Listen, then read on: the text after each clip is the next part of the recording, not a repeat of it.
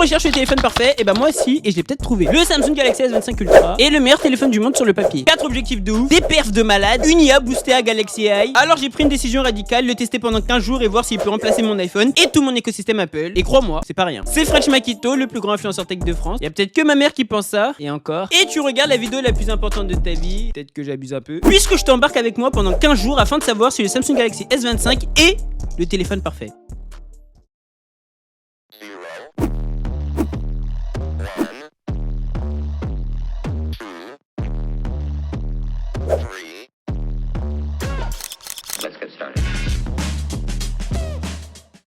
Le Samsung Galaxy S25 a sûrement tout pour lui. Une semaine et tout ce que t'as envie de dire, c'est qu'il est vraiment beaucoup trop fort. Trop bien pensé, son Touch ID supersonique, son Face ID supersonique et un écran supersonique. Le mot supersonique représente bien le téléphone. Et pourtant, il détient certains défauts et c'est pas forcément ce que l'on pense. Finalement, l'initialisation de ce smartphone a été beaucoup plus facile que ce que je pensais et super rapide, un peu comme Mbappé en 2018. Avec SmartSwitch, l'application dédiée, ça a été très rapide de faire passer mes données de mon iPhone vers mon Samsung. Quelques minutes pour avoir toutes mes photos, toutes mes applications et même mon fond d'écran, même si je vous cache pas que j'ai eu quelques difficultés à me souvenir de tous mes codes. Mais quel mot de passe j'ai pu mettre pour Instagram? RJK abandonné, j'ai pas beaucoup d'abonnés. Je me suis même amusé à faire quelques personnalisations sur le smartphone, surtout en termes de widgets et de clavier. Et en une semaine, j'ai pu voir le nombre de choses que proposait ce smartphone en termes d'expérience. Et moi qui ai l'habitude de passer d'iPhone à iPhone, passer d'iPhone à Samsung et surtout à S25, j'ai jamais pris autant de plaisir à découvrir un smartphone. Je me suis jamais autant amusé à prendre des photos ou tout simplement personnaliser des widgets. Au sujet de la photo, il faut encore que je la découvre un peu parce que j'ai beaucoup de choses à dire. Mais par contre, l'interface, je vais jamais m'y faire.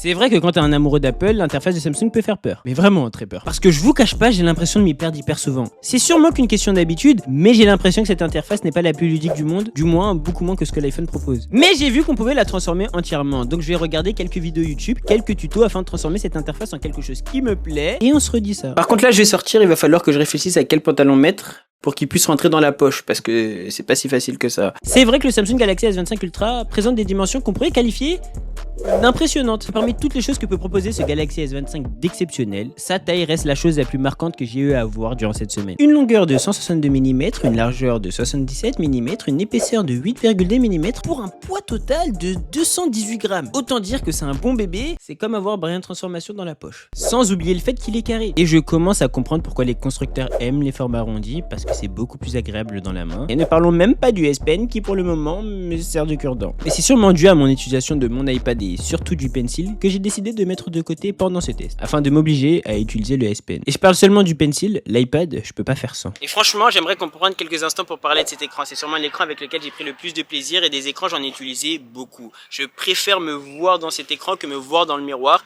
et j'aime beaucoup me voir dans le miroir. Cet écran, c'est un 120 Hz adaptatif LTPO OLED qui varie entre 1 et 120 Hz selon l'utilisation et qui peut atteindre une résolution Quad HD+, avec 2600 nits de luminosité et une densité de pixels 498 ppp pixels par pouce. Dis la vérité, tu ne savais pas ce que ça voulait dire? Parce que moi aussi j'ai demandé à ChatGPT. Pour moi cet écran il est parfait. OLED 6 pouces avec une luminosité maximum incroyable. Il a tout ce qu'il faut pour un écran. Mais il a quand même quelques défauts. Brian, t'en penses quoi? Moi je suis team Samsung, mon gars, je peux que valider hein. On peut quand même regretter le fait que Samsung n'ait pas choisi du 10 bits en termes de couleur. Ça se ressent un peu quand tu regardes ce que fait la concurrence, mais dans l'ensemble ça reste mon écran préféré et de loin. Regardez-moi juste cette vitesse de rafraîchissement, 120 Hz ça se ressent, c'est le téléphone le plus rapide que j'ai jamais eu de ma vie et ça c'est clair et net. Alors prépare-toi à ce que je saigne tous les jeux du Play Store. Et c'est vrai que quand on parle de Samsung Galaxy S25, on peut pas s'empêcher de parler de puissance. Ce qui est sûr c'est que cette puissance elle est bien là et qu'elle a pour but l'utilisation de l'IA. Pour le moment j'ai pas encore beaucoup utilisé l'IA, mais la semaine prochaine ce sera l'un de mes objectifs clairs, ainsi que la photo et la vidéo, parce que je vous cache pas que là il m'a déjà beaucoup surpris. Bon, c'est la fin de soirée, j'ai profité de ce merveilleux écran pour regarder Un Parfum d'Orient, un documentaire de chez Arte qui est juste incroyable. Après avoir fini ma vidéo en entier, de t'être abonné, d'avoir mis un like, t'iras voir cette vidéo. Mais après avoir fait tout ça, et dans l'ordre.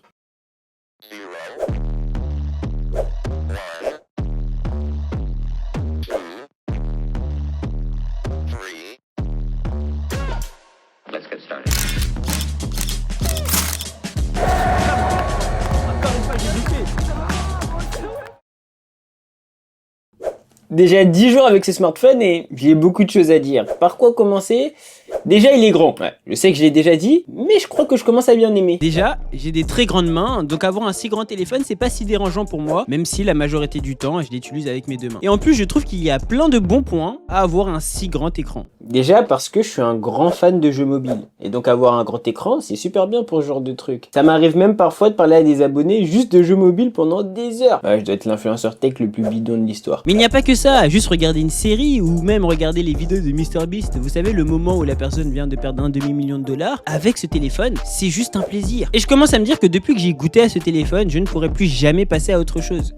En fait, pour faire simple, durant ces 5 derniers jours, j'ai vraiment appris à aimer ce téléphone et à aimer tout ce qu'il a de différent de l'iPhone. Au point où je commence à douter du fait de rebasculer sur mon iPhone à la fin de ce test. J'ai tout simplement reçu une vraie claque. D'abord avec l'utilisation du S Pen qui est devenu un vrai produit de productivité et de créativité que j'utilise chaque fois que j'ai une idée. Et je vous cache pas que dans mon cerveau c'est tellement n'importe quoi que j'ai des idées qui pop toute la journée, donc pouvoir les noter rapidement, c'est juste un plaisir. Et je trouve que le S Pen marche très bien avec moi. Je dois être le seul influenceur tech qui doit avoir un avis positif dessus. Mais hormis ça, la vraie chose qui m'a rendu addict à ce téléphone, c'est le choix. Vous vous êtes déjà demandé quel était le meilleur navigateur web? Parce que moi, jamais vraiment. J'en ai fait un short il y a pas longtemps et merci à ceux qui regardent mes shorts et qui commentent et qui donnent leur avis. Et je me suis jamais posé cette question. Parce qu'en fait, j'ai toujours baigné dans l'environnement Apple. J'ai toujours eu la chance, ou pas, d'avoir ce qu'Apple proposait de meilleur et ne pas avoir tant de choix. Mais en ayant ce Samsung, pour la première fois, j'ai eu le défaut. Le défaut de la mauvaise initialisation, le défaut de conception, le fait que chez Android,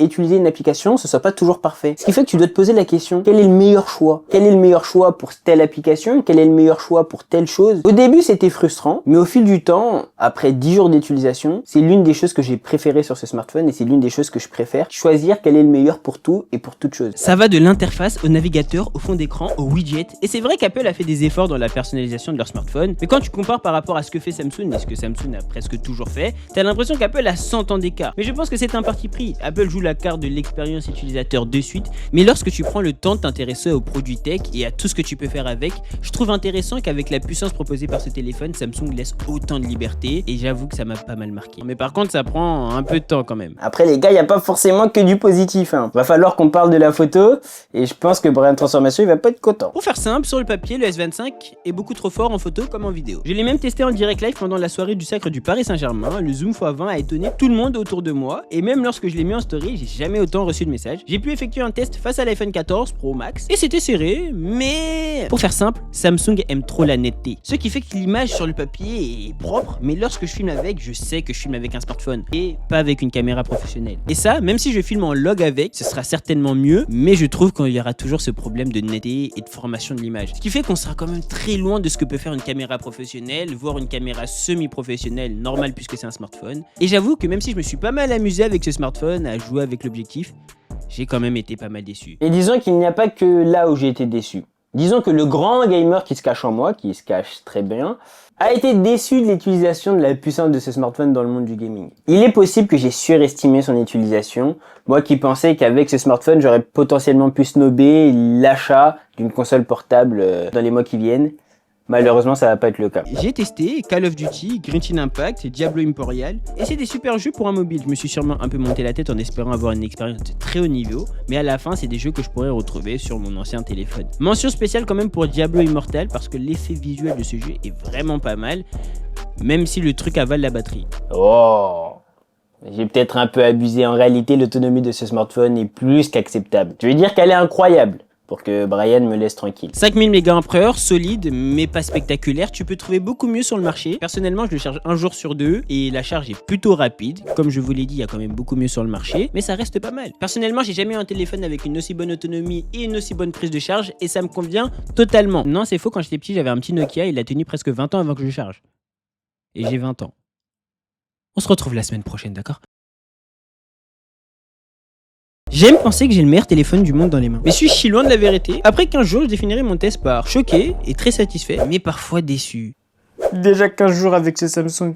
J'ai pas envie de le rendre. D'autant que je viens de tester l'IA avec, et autant dire que c'est pas si bien réussi. Tu t'y attendais pas à celle-là. Et c'est dommage parce que Samsung le vendait très bien. Je pensais réellement que ça allait être l'assistant parfait. Malheureusement, on y est loin. Je vais pas vous dire qu'il est totalement nul parce que ce serait pas vrai. Mais si je suis sincère, il comprend une fois sur deux ce que je lui demande. J'ai l'impression que le micro ne fonctionne pas super bien. Et même quand il comprend ce que je dis, le résultat est pas ouf. Ma solution était assez simple. J'ai basculé sur Gemini, que je trouve bien meilleur que le Galaxy AI, mais que je trouve quand même inférieur à ce que je trouve sur ChatGPT. Mais j'ai envie de vous dire, si c'est pour utiliser Gemini ou ChatGPT, autant tester un autre Android, ou alors autant rester sur Apple. Mais ça n'enlève en rien le fait que ce téléphone soit une bonne surprise. Et comme je vous l'ai dit, j'ai appris à l'aimer. Et après ces 5 jours, il s'est totalement incrusté à mon quotidien. Au point où j'en ai totalement oublié mon iPhone. Surtout que j'ai trouvé l'application qu'il me fallait afin de l'intégrer à 100% dans mon écosystème Apple. Local Send. C'est tout simplement la chose qui a remplacé le AirDrop, et le AirDrop c'était l'une des plus grandes raisons pour laquelle j'avais pas envie de quitter l'écosystème Apple. Je sais que dit comme ça peut paraître bizarre, mais c'était vraiment elle. Je trouve le AirDrop beaucoup trop pratique. Et lorsque tu es le plus grand influenceur tech de France et que tu utilises ton iPhone pour te dépanner, l'idée de pouvoir basculer tes fichiers en un clic aussi rapidement tout en conservant la qualité de l'image te rend totalement dépendant. Mais après quelques recherches, mais surtout une vidéo de Romain Pio tombée totalement au hasard, j'ai trouvé une alternative au AirDrop, LocalSense. L'application est presque aussi efficace, voire plus rapide, ne bug jamais, ne lag jamais, c'est exactement ce qu'il me fallait. Mais malheureusement, je vais quand même devoir m'en séparer. Pour 2 raisons. D'abord, la première, c'est que je dois de l'argent à un système monétaire très sympathique et très à l'écoute que j'aime tellement. Mais vraiment, qu'est-ce que je les aime. Et secondement, maintenant j'ai envie de tester plein de produits. Il faut que je teste tous les smartphones, toutes les consoles portables. Et pour le moment, je peux pas garder ce smartphone et en même temps tester d'autres produits. Peut-être qu'un jour, oui. Mais pour ça, j'ai besoin que tu likes et tu t'abonnes.